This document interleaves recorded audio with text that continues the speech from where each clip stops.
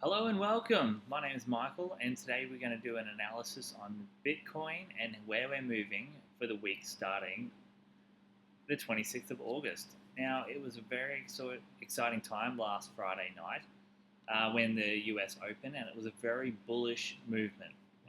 There was a lot of anticipation on the downside, however, it showed very strong upside moves as we came through. And if you can see on this liquidation heat map through CoinGlass, we blasted through here. We blasted through here with lots of ferocity. It shot through, it liquidated, came down and found support. And then that took us through to the higher prices around the 63,600 to the highs of 65,000. So it was a very exciting time. Lots of shorts got liquidated in this position, where if you were positioned down here to try and capture the top of this range, then you were instantly stopped out, as this yellow line describes. The liquidation leverage at that level at at 11:30 on the 23rd of August was 648.9 million. So nearly $650 million was liquidated off Bitcoin price just through BTC alone. So it was a very, very strong move to the upside, obviously from the conversations of reducing the commitment to reducing interest rates in America. So we'll lead a little bit further into this and to see why we do have a lot of bullish context with a slight move to the downside now. So as we can see, if we look over to the right here, on the 26th of August, we had this liquidation event which was much smaller. We had, where have we got? We've got 137 million, 191 million, 271 million, 164 million. So it was quite a large liquidation event that occurred through here. Probably this entire liquidation levels was probably a little bit bigger than this one price level at 61,882. So this whole area was the same price level as this one here. Now we've swept that, left some liquidity above, and now we've moved down, found support at these levels at 63,900, and we're starting to bounce around. So let's just do a quick move in to a 12-hour just to capture this area down here, just to see what we're happening for the morning. So, all right, so we came up, and this was the liquidation event that started the day. Markets open, swept the liquidity to the top side. We've come down, we swept some liquidity here, sitting at $10 million worth of liquidity, which was very little. And we've come down and we've challenged this, and we've still left this liquidity down here of $11 million and a lot more. Now, like in comparison to what everything was up here, we really are looking at much shorter liquidation levels down here. However, this area is closer than this area to the top side. So now we've looked at the liquidation heat maps, let's move on to Bitcoin and what we see here. So while we did have this, now let's just draw out some regressive trend lines just to bear some context. So from the high, our most recent high, to the low, we've come down, we broke up through, and even if we start to drag it along, we can see that our regressive trend line of 2 standard deviations is basically just widening. It's basically just curve fitting the price to make you feel like everything's okay. You know, it's alright, it's still going to come back, it's still going to touch the trend line. Maybe it will, we don't know. But we can always look back and be like, well, see, I told you. I told you. So out here, like, we really have the trend line right up here. And there's no reason why it couldn't come back down to this level. But if we just bring it back down to this low, And let's just draw another trend line back to the top side. So we've got this low to this high.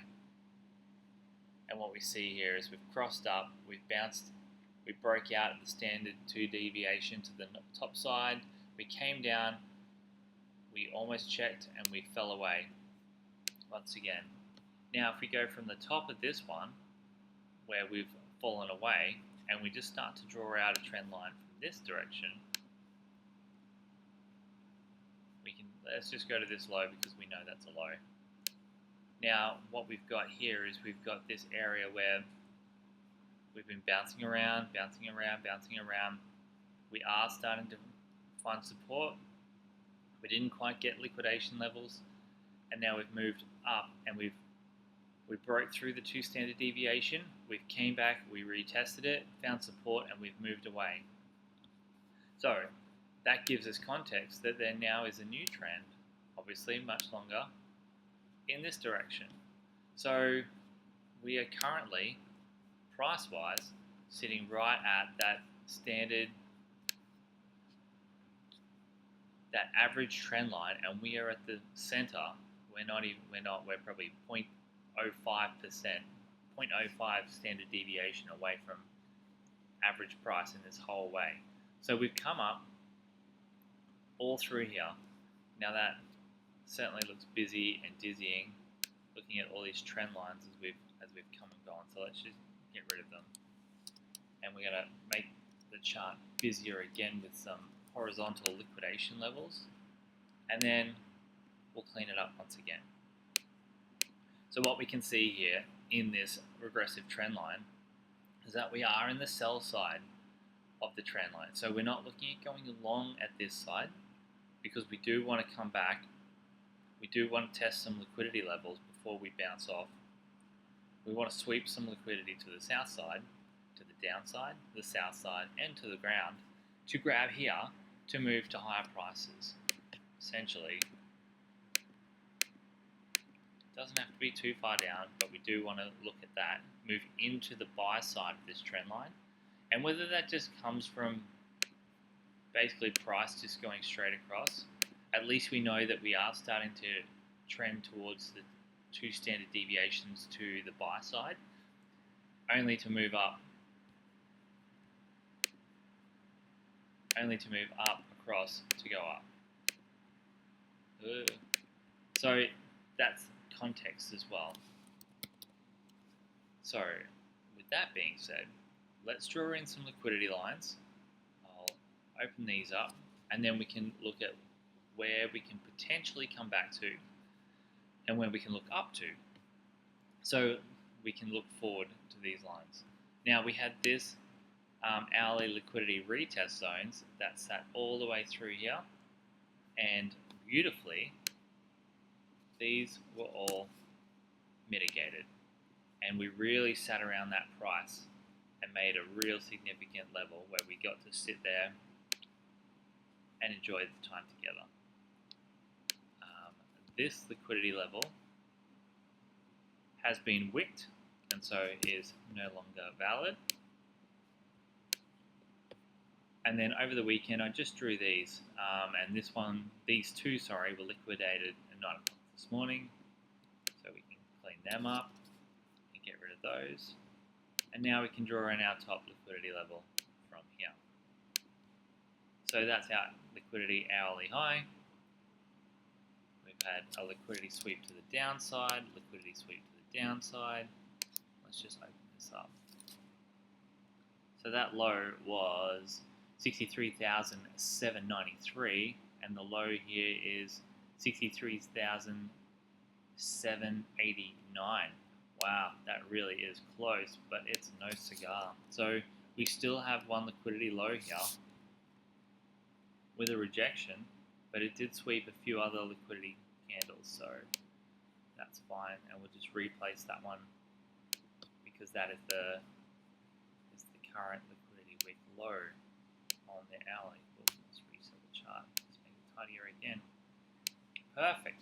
So that's what we're looking at here. So we've got this impulse up, we've found price, and now all we want it to see is come to sweep this liquidity to come as low as 62,300, and then move up to higher prices. So these are our, we want to see what happens in the US zone, because we know that there is always manipulation during the London session, and there is the genuine movement that occurs during the US session.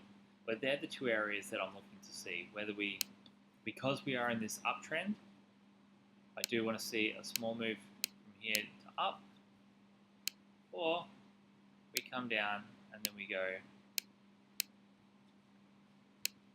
and then because we've got two highs that are very close together, I would only look at, I don't quite see this as a top, like I don't see it as a double top, and especially in this area that we're sitting, it's not really a double top, it's merely just kind of like two highs, and I am expecting a pullback, because where there's fast moves up, there's fast moves down, and that seems like a very reasonable area to sit, within 2 standard deviations of price of the trend line. So if I would only put in a downtrend ascending channel if price came, rejected, and started to move away, but I would not start contemplating that until I see how price plays against these two areas to go buy, to go long from there. If we were to just see, and just to compare our other notes from Friday, now the DXY is the US dollar strength. And what we had seen is that we were in this trend line. We probably should have looked at it harder. No, truthfully, we should have looked at it harder. We were in this downtrend. We did have this slight breakout, and we were anticipating a breakout, which we actually got. But this price at midnight on the 24th of August brought us straight back in. We swept our liquidity, and we tackled exactly what we wanted, was the ascending trend line. And it couldn't have paired out any more beautifully. However, we were foolishly looking for price to go to the upside for the strength of the US dollar and for Bitcoin to fall. And that's fine, but if your analysis is wrong, you do nothing, and you take your moves and you move from there. And sometimes your moves is to do nothing. But as you can see, we swept this liquidity, which was a target to go for lower prices. We got that, and we moved straight down. And so from there, if we were to look at this, with this trend line in, as we adjust it to move it down, we can clean that up. This one gets adjusted just slightly to here, because that's the new liquidity wick. And that's where we're looking for, if we do move up, then this is basically where our limit is, at at 100.95, for us to move down to lower prices, and at the most 101.085. And that's basically our limit to go down to lower prices. Otherwise, we could just fall and recede down anyway. Now let's have a look at the VIX. Now once again, we're at, where are we?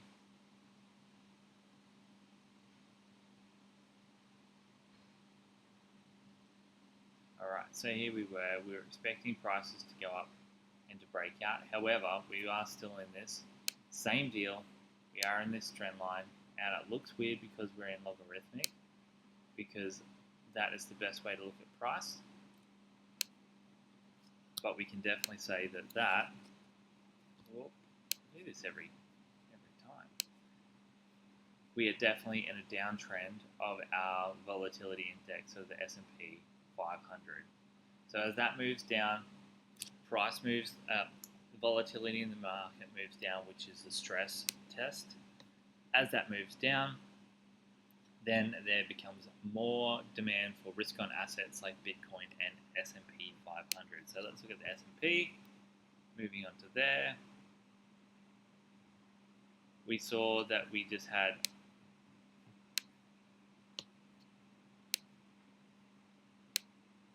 here we had the expectation that we were going to come, move up, and move away. And we didn't get that, and we are basically moving onwards and upwards back into this upward trend. We can move this across.